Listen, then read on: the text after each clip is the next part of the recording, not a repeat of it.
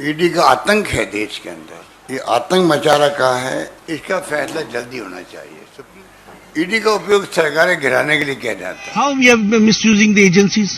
You know how ED has been working and how lakhs of crore of rupees have been recovered by ED itself and by other agencies. इन्होंने देश के लिए काम किया है और कोई भी एजेंसी कोई भी काम करती है वो कानून के दायरे में करती है और किसी भी एजेंसी की बात किसी को पसंद नहीं है तो उसके लिए कानून के दरवाजे खुले हैं। 5,000 करोड़ रुपए का करप्शन का अगर चार्जेस सोनिया जी और राहुल जी के ऊपर है तो स्वाभाविक रूप से पूछताछ भी उन्हीं से हो।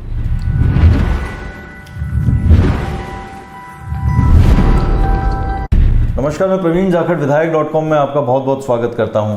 देश में इस समय ईडी का जोरदार बोलबाला है। कांग्रेस परेशान है क्योंकि ईडी की लगातार पूछताछ जारी है।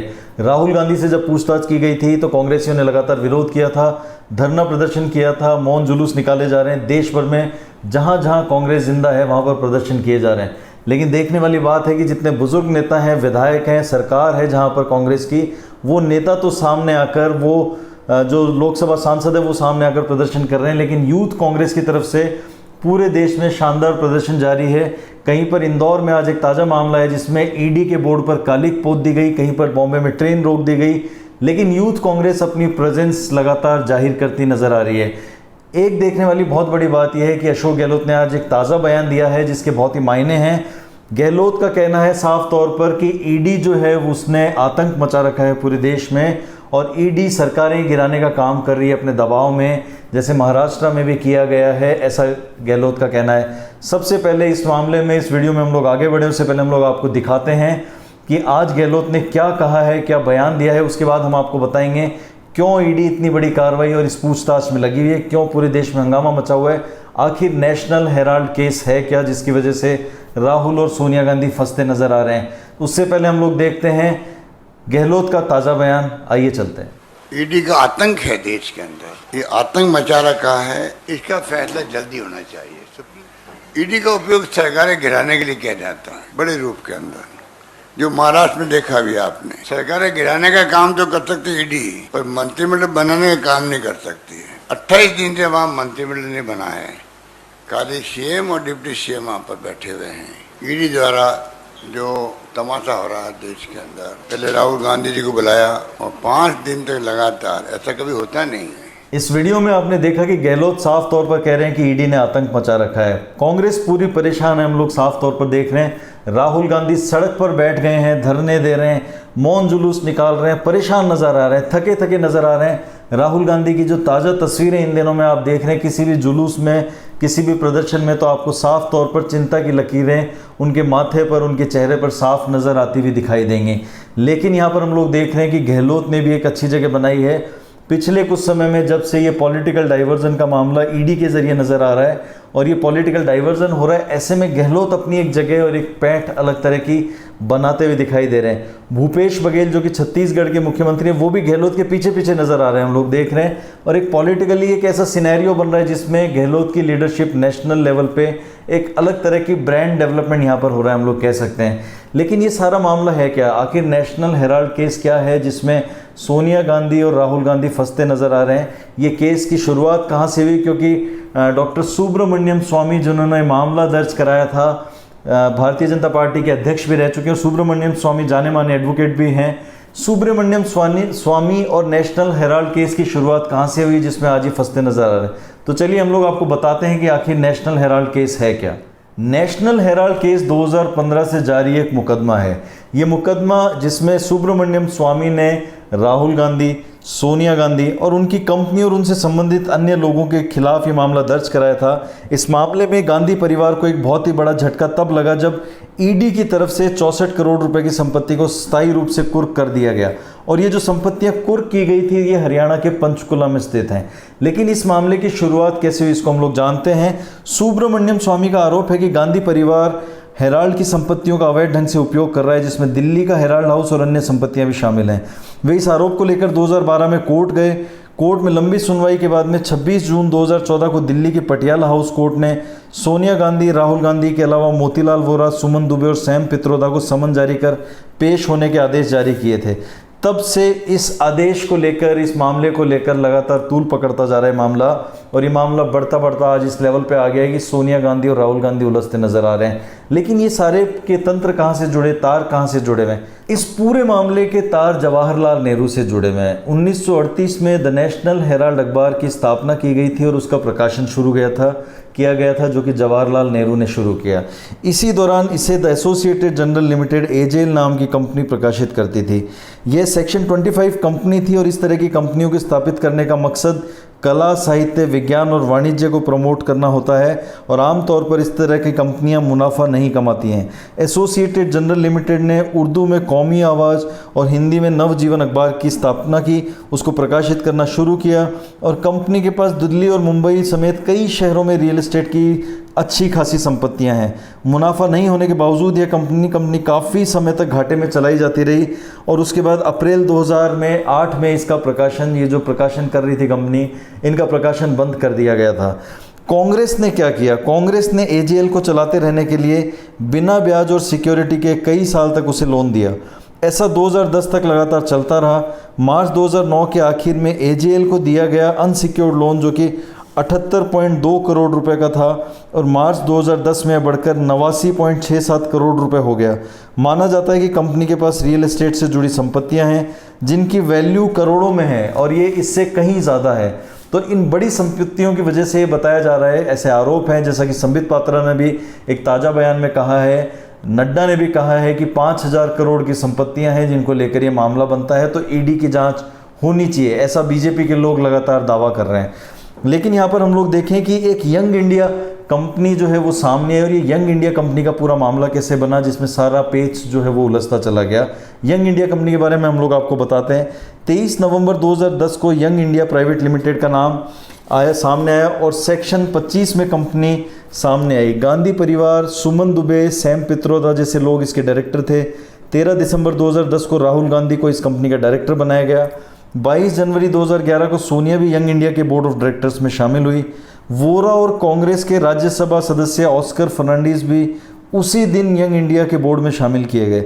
इस कंपनी के 38% शेयर जो है वो सोनिया और राहुल को दिए गए, जो कि कुल मिला के 76% शेयर बनते हैं, जिसकी वजह से ये मामला तूल पकड़ता जा रहा है और ये कहा जा रहा है कि सोनिया और राहुल की जवाबदेही बनती है क्योंकि उनके पास इस कंपनी के 76% शेयर हैं। अब देखने वाली बात है कि बाकी के जो 24% शेयर हैं वो वोरा और फर्नांडीज के नाम है। इधर एजेएल और यंग इंडिया कंपनी की जो डील थी उसके बारे में हम लोग बात करें तो 2010 में कांग्रेस ने एजेएल के हिस्से के 90 करोड़ रुपए के कर्ज को यंग इंडिया पर डालने का फैसला किया। इस तरह एजेएल के कागजों में यंग इंडिया उसके कर्ज की हिस्सेदार हो गई। वो कर्ज जो कांग्रेस ने ही दिया था, लेकिन इसके ठीक बाद दिसंबर 2010 में इस 90 करोड़ रुपए के कर्ज के बदले एजेएल ने अपनी पूरी कंपनी यंग इंडिया को देने का फैसला किया। यंग इंडिया ने इसका अधिग्रहण किया और 50 लाख रुपए चुकाए, लेकिन इस पूरी डील की वजह से कांग्रेस से 90 करोड़ रुपए का कर्ज लेने वाली एजेएल पूरी तरह यंग इंडिया की सहायक कंपनी में तब्दील हो गई। यंग इंडिया जिस पर राहुल गांधी, सोनिया गांधी, मोतीलाल वोरा और ऑस्कर फर्नांडीज का मालिकाना हक है, ये पेचीदा होता चला गया और कुछ ट्रांजैक्शन ऐसे हुए जिसको अनएथिकल माना गया है सरकारी भाषा में, और ऐसा कहा गया है कि 90 करोड़ रुपए का मामला जो एक पॉलिटिकल पार्टी होते हुए कांग्रेस ने दिया था, कुछ सवाल उठाए गए, वो पॉलिटिकल पार्टी इस तरह नहीं दे सकती है वो पैसा। तो कुछ सवाल थे जो सुब्रमण्यम स्वामी ने उठाए, कुछ सवाल थे जो इस केस को लेकर सामने आए। हम लोग उन सवालों के ऊपर चर्चा करते हैं। सुब्रमण्यम स्वामी का कहना था, उनके जो सवाल हैं जो कि इस पूरे मामले को लेकर सामने आए हैं, उनका कहना था राहुल गांधी और सोनिया गांधी की कंपनी यंग इंडिया ने दिल्ली में 7 मंजिला हेराल्ड हाउस को किराए पर दे रखा है। ये कैसे दिया? इसकी 2 मंजिल में पासपोर्ट सेवा केंद्र को किराए पर दिया गया, जिसका उद्घाटन तत्कालीन विदेश मंत्री एस.एम. कृष्णा ने किया था। यानी यंग इंडिया किराए के तौर पर भी बहुत मोटा पैसा कमा रही है। दूसरा सवाल था कि राहुल ने एसोसिएटेड जनरल में शेयर होने की जानकारी 2009 में चुनाव आयोग को जो अपना हलफनामा दिया था उसमें छुपाई थी, लेकिन जो कुल शेयर राहुल गांधी के पास थे उनमें से राहुल गांधी ने 2,62,411 शेयर प्रियंका गांधी को ट्रांसफ़र कर दिए और आज भी राहुल गांधी के पास 47,513 शेयर जो हैं वो यंग इंडिया के मौजूद हैं। लेकिन ये जानकारी 2009 में अपने हलफनामे में राहुल गांधी ने छुपाई थी। एक बड़ा मुद्दा है, चुनाव आयोग को जो जानकारी दी गई थी उसमें छुपाया गया था। तीसरा हम लोग मुद्दा देखें तो इसमें सवाल आया कि 20 फरवरी 2011 को बोर्ड के प्रस्ताव के बाद एसोसिएटेड जनरल प्राइवेट लिमिटेड को शेयर हस्तांतरण के माध्यम से यंग इंडिया को कैसे ट्रांसफ़र किया गया, जबकि यंग इंडिया कोई अखबार या जनरल निकालने वाली कंपनी है ही नहीं। कांग्रेस द्वारा एसोसिएटेड जनरल प्राइवेट लिमिटेड को बिना ब्याज के 90 करोड़ से ज़्यादा का कर्ज दिया गया, जबकि ये गैर कानूनी है क्योंकि कोई भी राजनीतिक पार्टी जो है वो व्यावसायिक गतिविधियों के लिए कर्ज नहीं दे सकती है। उसके पास जो राजनीतिक पार्टी के पास फंड आता है उसका कोई भी वाणिज्यिक इस्तेमाल नहीं किया जा सकता। इसके अलावा हम लोग देखें तो एसोसिएटेड जो जनरल लॉ का ट्रांसफ़र हुआ तब इसके ज़्यादातर शेयर होल्डर मर चुके थे। ऐसे में उनके शेयर किसके पास गए और कहाँ पर हैं आज की तारीख में। कैसे एक व्यावसायिक कंपनी, वाणिज्यिक कंपनी यंग इंडिया की मीटिंग में सोनिया गांधी के आवास पर उसे दिखाया गया, 10 जनपद पर कैसे मीटिंग हुई, ये भी एक बहुत बड़ा सवाल सामने आया, जिसको लेकर लगातार मुद्दा गरमाया और कोर्ट में या ईडी के जो सवाल दागे जा रहे हैं उन सवालों में कई इनके पार्ट है जो हम लोग आपको शेयर कर रहे हैं। इसके अलावा यह भी मामला सामने है कि एजेएल जो कंपनी है उसका वैल्यूएशन सही किया गया था नहीं किया गया था, ये भी एक इस केस का बहुत बड़ा सवाल बनकर सामने उभरा, क्योंकि ऐसा माना जाता है कि इसका आकलन ठीक से नहीं हुआ और 90 करोड़ रुपए के कर्ज और 50 लाख रुपए के अतिरिक्त भुगतान पर पूरे भारत में मौजूद कंपनी की संपत्तियां यंग इंडिया को सौंपने का फैसला कर दिया गया, जो उचित नहीं है। इधर कांग्रेस कमेटी में कोषाध्यक्ष, एजेएल में डायरेक्टर और यंग इंडिया में शेयर होल्डर और डायरेक्टर का पद संभाल रहे मोतीलाल वोरा पर क्या हितों के टकराव का मामला बनता है, यह भी सामने आई बात। इन सारे सवालों को लेकर कांग्रेस को घेरा जा रहा है, सोनिया गांधी को घेरा जा रहा है, राहुल गांधी को घेरा जा रहा है। पूरे देश में कांग्रेस विरोध कर रही है। मामला नेशनल हेराल्ड केस का जो बनता है ये काफ़ी कॉम्प्लिकेटेड हो चुका है, लेकिन पॉलिटिकली हम लोग देखें तो इसका बेनिफिट उन सारी कंपनियों को, उन सारी पार्टियों को मिल रहा है जो कि कांग्रेस के विरोधी माने जाते हैं। लेकिन खासकर पॉलिटिकल पार्टियों की हम लोग चर्चा करें तो वो पार्टियां हम लोग कह सकते हैं बीजेपी हो सकती है, आम आदमी पार्टी है, या और जो अलग अलग स्टेट में पार्टियां हैं जो कांग्रेस का विरोध जताती रही हैं, उन पार्टियों को स्पेशली इसका मुद्दे का बड़ा फायदा मिल रहा है। देखने वाली बात है कि कांग्रेस का मैनेजमेंट इस समय ईडी में व्यस्त हो चुका है। बीजेपी तो यही चाहती है या कोई भी दूसरी पार्टी यही चाहती है कि कांग्रेस का मैनेजमेंट और कांग्रेस की टीम अगर तितर बितर रहेगी तो उसका पॉलिटिकल माइलेज उन पार्टियों को मिलेगा जो उसका फ़ायदा लेना चाह रही हैं। यहाँ पर ये पॉलिटिकल डाइवर्जन एक बड़ा इशू बनता है, क्योंकि पॉलिटिकल डाइवर्जन की वजह से दूसरी पार्टियां फायदे में रहेंगी और कांग्रेस को लगातार नुकसान होता जाएगा। इससे पहले भी हम आपको बता दें कि अशोक गहलोत साफ तौर पर कह चुके हैं कि महाराष्ट्र में जिस तरह सरकार गिराई गई, जिस तरह के काम किए जा रहे हैं सरकार गिराने के, या राजस्थान में भी अटेम्प्ट किया गया था, ये सारे के सारे पॉलिटिकल डाइवर्जन में एक मौका देखकर सरकारें गिराने की कोशिश की जा रही है। देखने वाली बात होगी कि जगह जगह जो यूथ कांग्रेस प्रदर्शन कर रही है, जो कांग्रेस के लीडर्स दिल्ली में जाके धरना प्रदर्शन कर रहे हैं, ये कितने कामयाब होंगे, कितना दबाव बनाने में कामयाब होंगे, क्या ये दबाव काम करेगा, क्योंकि ईडी बहुत स्ट्रिक्टली काम कर रही है और बीजेपी नेताओं का साफ तौर पर कहना है कि अगर कार्रवाई बनती है तो ईडी कार्रवाई करेगी। आज जेपी नड्डा का भी ताज़ा बयान आया है, इधर संबित पात्रा ने भी बयान दिया है। जितने भी नेता बयान देते जा रहे हैं लगातार बीजेपी के, वो एक कह सकते हैं कि घेराव किया जा रहा है कांग्रेस का, और कांग्रेस को खुद का अस्तित्व बचाने के लिए, खुद की मौजूदगी को जीवित रखने के लिए अपने आप को इससे लड़ाई लड़ना बहुत ज़रूरी हो गया है। हम लोग देख रहे हैं कि कांग्रेस लगातार फाइट कर रही है, क्योंकि ये लड़ाई जिंदा रहने की लड़ाई बन कर कांग्रेस के लिए अस्तित्व की लड़ाई बन गई है। और यूथ कांग्रेस, हम लोग स्पेशली कहना चाहेंगे, यूथ कांग्रेस ने एक कमाल का प्रदर्शन यूथ कांग्रेस पूरे देश में करती नजर आ रही है। देखना होगा कि इस मामले में कहाँ तक पूरा मामला चला जाएगा। इस मामले में सोनिया गांधी और राहुल गांधी पर कोई आंच आने वाली है, नहीं आने वाली, क्या वाकई ये पॉलिटिकल डाइवर्जन में बीजेपी और दूसरी पार्टियां वो सफल होंगी।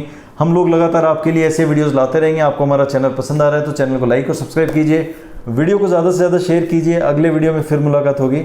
नमस्कार।